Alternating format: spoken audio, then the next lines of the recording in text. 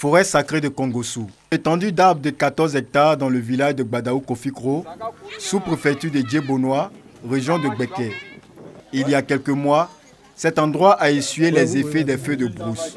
L'incendie a ravagé une partie de l'espace sacré.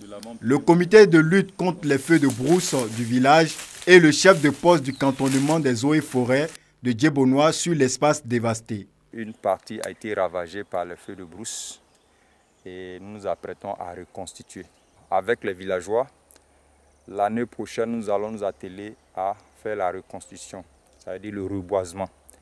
Et j'ai conseillé qu'on y mette des plantes locales, des essences locales, comme le fraqué, le framiré, l'acajou et d'autres essences pour reconquérir l'espace qui a été ravagé.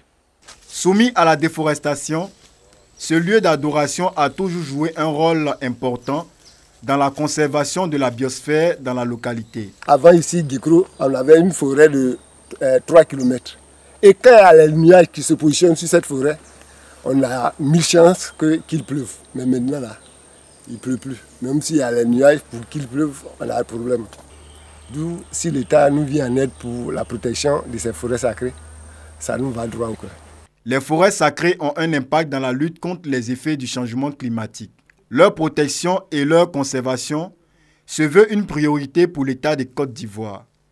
D'où le décret numéro 2020-424 du 29 avril 2020 définissant les modalités de protection des forêts sacrées. On a environ 200 forêts sacrées dans la région de Gbeke.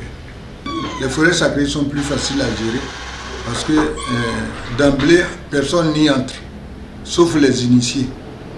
Mais on peut procéder à des enrichissements sous le contrôle de la population ou bien des chefs traditionnels. Une protection de l'administration forestière dans le respect des droits, des us et coutumes des populations rurales. Il y a beaucoup de villages qui annoncent, oui, qui nous demandent de venir mesurer leurs parcelles en vue de la protection et de la reconstitution de ce couvert. Donc, il n'y a pas de problème. Il y a même les comités de lutte contre les feux de brousse. Ce village aussi en fait partie. Ils ont déjà leur décision sous-préfectorale. Et même, vous voyez les chargils qu'ils ont portés. Oui, ce sont les kits qu'ils ont reçus.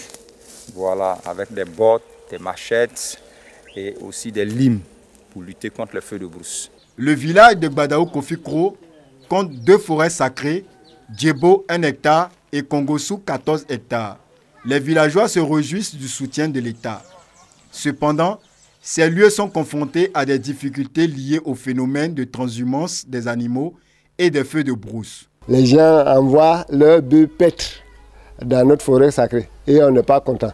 Mais puisque ce n'est pas délimité, on n'a pas fait la haie avec des arbres que nous connaissons tous. Donc ils font ce qu'ils veulent. Donc on demande à ce que l'État nous fournisse assez de plantes pour pouvoir reboiser toute la forêt, ces 14 hectares là. On puisse reboiser pour qu'on ait une pancarte.